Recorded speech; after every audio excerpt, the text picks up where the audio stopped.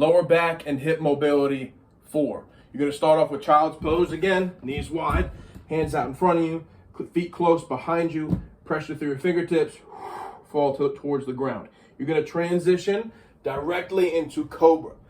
Hands under your shoulders, feet together behind you, the tops of your feet, you're going to apply pressure into the ground. Don't just crank your back, okay? Squeeze your butt cheeks and open up your chest, open up your core, and try and push. See how my knees kind of come off the ground? Push through the top of the top of your foot. Inhale, exhale, fall into the stretch. After your designated breaths there, you're just going to tuck your toes under, transition into down dog. Start off with a review, lying hip crossover. Both shoulders need to stay on the ground. If I'm swinging my left leg over to my right, my left shoulder is going to be tempted to lift, force it down. Okay, so laying flat, I'm going to anchor both my shoulders to the ground, bring my leg up. It can either be bent knee or straight leg, depending on your flexibility. Grab the outside of that knee, pull across, pushing and applying force towards the ground, remembering to keep my opposite shoulder stapled to the ground. Figure 4 stretch. What you're going to do is from this position, okay, I'm going to just cross one leg over my opposite thigh, all right? If you can see, my ankle is on the top of my thigh above my knee. What you're gonna do from here is there's 2 different levels. Number 1, let me switch this way, is I'm gonna reach back to the bottom of my hamstring, pull, so I can feel what is my left, a stretch in that hip, my glute, and the very top of my hamstring, but mainly glute and hip. Okay, so level 1, grab your hamstring. If that's not getting the stretch enough, grab shin.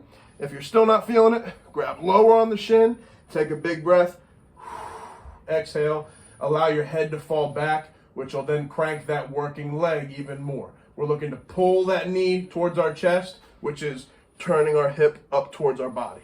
And then lying groin is what's 4th.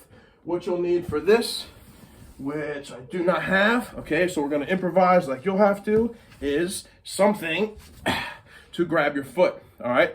I'll use this sock, nice, perfectly clean sock. So I'm gonna lay back, okay? All I'm gonna do from here is like a lying hamstring stretch, but I'm just going to fall and open, okay? So what we're looking to do is keep that straight knee open, applying pressure up and down, all right? So right now, my torso and my leg are 90 degrees from each other, and I'm pulling down towards the ground. 3rd and final circuit of hip and lower back mobility number 4. You're gonna start with a kneeling hip flexor stretch. This is a stretch that Owen actually showed me back when I was just a bonehead athlete that didn't think I needed to stretch myself. So I'm going to, the frame, kitty, pass it on to you, okay? Starting with my left hip flexor. If I want to stretch that, my left leg is what's going to be down and back. Crucial. See how my toes are tucked? See that? They have to stay tucked, okay? Right leg is at 90 degrees. What helps is if you also have a wall right here, this wall in front of me to anchor to with my right hand, with my left hand, okay? So what you're gonna do is take that left hand, grab the outside of your knee, and what you're going to do is use it to push against and apply pressure as you squeeze the butt cheek of the working leg. So I'm working my left hip flexor, I'm gonna squeeze my left butt cheek, put my left hand outside my right knee and push, okay? I mentioned that wall. If you're not feeling this enough, you can hit that wall, push against that to apply even more twist. It's the twist and the squeeze that applies the stretch here. 2nd, you're gonna go into a wall quad stretch. I'm gonna slide back, okay?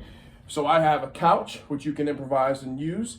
If you have a wall, you can point your toes directly up the wall. I'm gonna just put my toes on the back of the couch. So let's do my right leg, almost like I'm about to do a single leg squat. Put my toes here, all right? All I'm looking to do is get a vertical of an angle at my shin. So I'm gonna keep sliding back, all right? And then as I stand up, use my up knee to help me get up. I'm going to get my chest vertical, and then just like that first stretch, squeeze the butt cheek of the working leg. The more vertical you can get your hip and your torso, the more you're gonna feel this quad and up into your hip flexor stretch as well. So we're right here, exhale, squeeze, and pull your chest back or your shoulders back even more. And then your third and final one of this circuit will be your saddle stretch.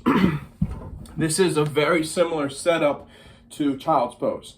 Child's pose, knees are wide and feet are together.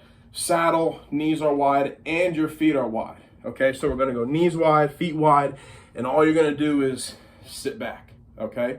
Some of you will be very good at the stretch. What I would suggest you do is have something in front of you to hold on to, because your goal, all right, is to try and get back as far as you can into this stretch. So if I have something to hang on to and anchor myself, it's a little bit safer and a little bit more comfortable to really push into the stretch. Some of you may even be able to get your back totally flat to the ground.